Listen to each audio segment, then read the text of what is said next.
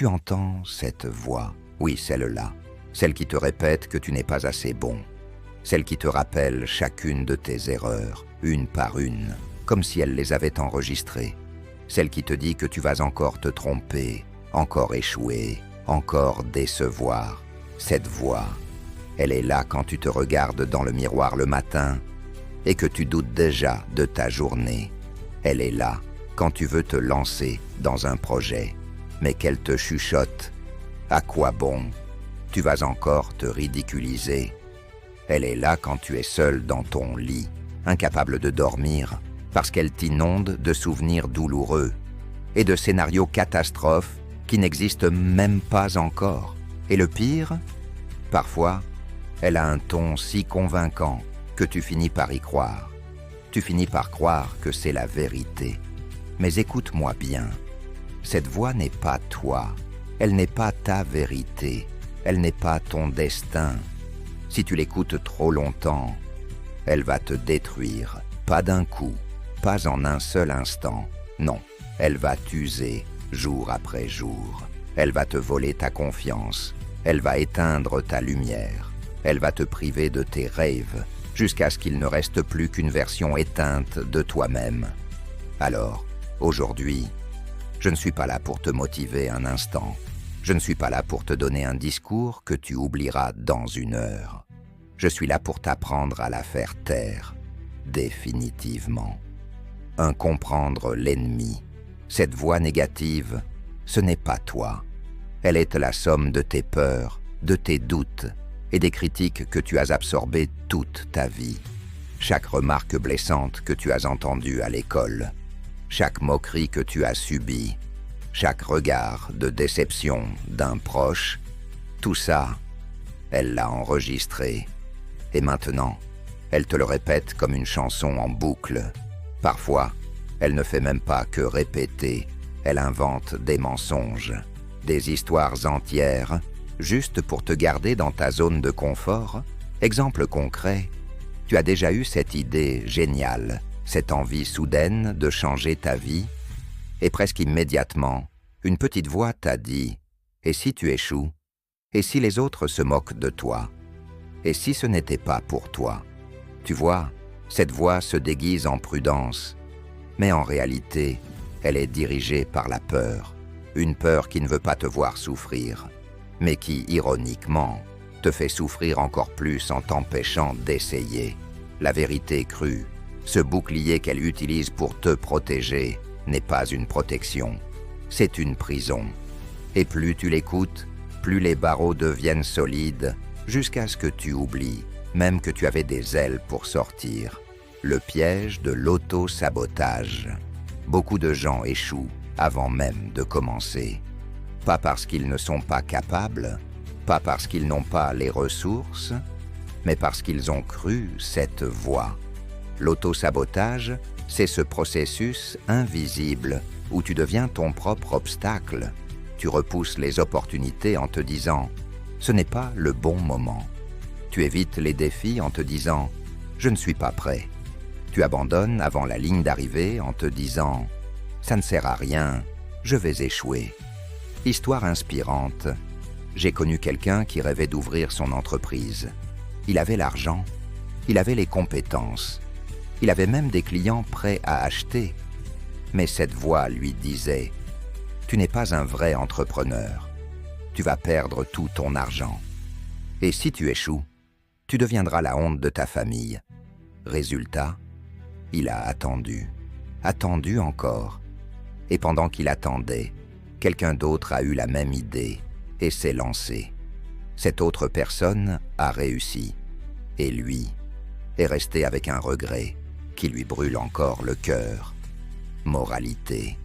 Cette voix sait se déguiser. Parfois, elle se fait passer pour la prudence. Parfois, elle te parle avec douceur, comme si elle voulait ton bien. Mais la vérité, c'est que c'est juste de la peur déguisée. Et si tu la laisses gagner une fois, elle prendra l'habitude de gagner à chaque fois. 3. Reconnaître la voix et la séparer de toi. Ton calme mais ferme, comme un coach qui révèle un secret important. Première étape pour reprendre le contrôle. reconnaître la voix. La plupart des gens croient n'est que cette voix, c'est eux. Ils pensent, si je le pense, c'est que c'est vrai. Faux. Ce que tu penses n'est pas toujours vrai. Ce ne sont que des mots, des constructions, souvent héritées de quelqu'un d'autre. Clé numéro 1.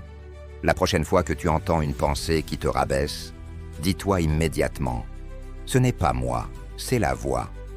Clé numéro 2. Donne-lui un nom ridicule. Ça peut paraître bête, mais ça marche. Pourquoi? Parce que plus tu rends cette voix ridicule, moins elle a de pouvoir sur toi. Appelle-la Monsieur Saboteur, Madame Peur, le vieux rabat-joie, ou même Jacques le Jaloux. Exemple, tu veux postuler pour un emploi de rêve, et la voix arrive. T'es pas assez qualifié. Tu réponds, tiens, voilà encore Monsieur Saboteur qui parle. Allez, circule. Tu verras, cette distance mentale crée un espace entre toi et elle. Et dans cet espace, tu reprends le contrôle. Transformer la voix en carburant, ton plus énergique, motivation montante. Maintenant que tu sais reconnaître la voix et la séparer de toi, il est temps d'aller plus loin. Et si je te disais que tu peux utiliser cette voix comme moteur? Oui, chaque fois qu'elle te dit « tu ne peux pas », prends ça comme un défi personnel. Chaque « tu es trop faible » devient un « regarde-moi bien ». Chaque « tu vas échouer » devient « je vais te prouver le contraire ». Exercice puissant. Pendant 30 jours, garde un carnet. À chaque fois que la voix parle, écris exactement ce qu'elle dit. Juste en dessous, écris une réponse positive qui la contredit. Exemple, la voix. Tu n'es pas assez intelligent pour ça. Ta réponse. J'apprends vite et chaque jour, je deviens meilleur. Petit à petit, ton cerveau va réécrire le disque. Tu vas créer de nouvelles phrases automatiques qui travaillent en pour toi, pas contre toi. Et un jour, tu vas entendre la voix dire « tu ne peux pas ». Et toi, tu vas sourire, parce que tu sauras qu'à cet instant, tu es sur le point de faire quelque chose de grand. 5. Entoure-toi d'armures humaines. Ton posé comme un conseil de vie profond. Tu veux vraiment réduire l'impact de cette voix. Alors change l'écho autour de toi, parce que les gens que tu fréquentes deviennent le fond sonore dans ta tête. Passe du temps avec des gens qui croient en toi, des gens qui te poussent à te dépasser, des gens qui ne se moquent pas quand tu rêves grand, mais qui t'aident à construire ce rêve. Règle d'or. Si une personne parle comme ta voix négative, éloigne-toi, car tu n'as pas besoin de doublage gratuit.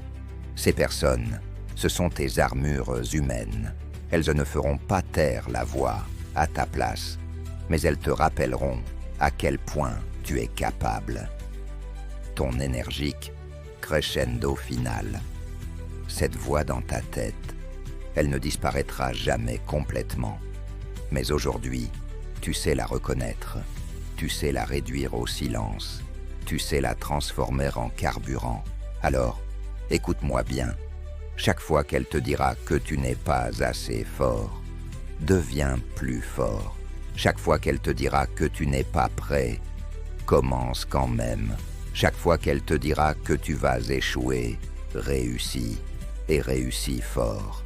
Parce qu'au final, la meilleure manière de faire taire cette voix, c'est de lui prouver, encore et encore, qu'elle avait tort. Pose ton plus doux comme une promesse. Ne laisse pas cette voix dans ta tête te détruire. Fais-en la raison pour laquelle tu deviens invincible.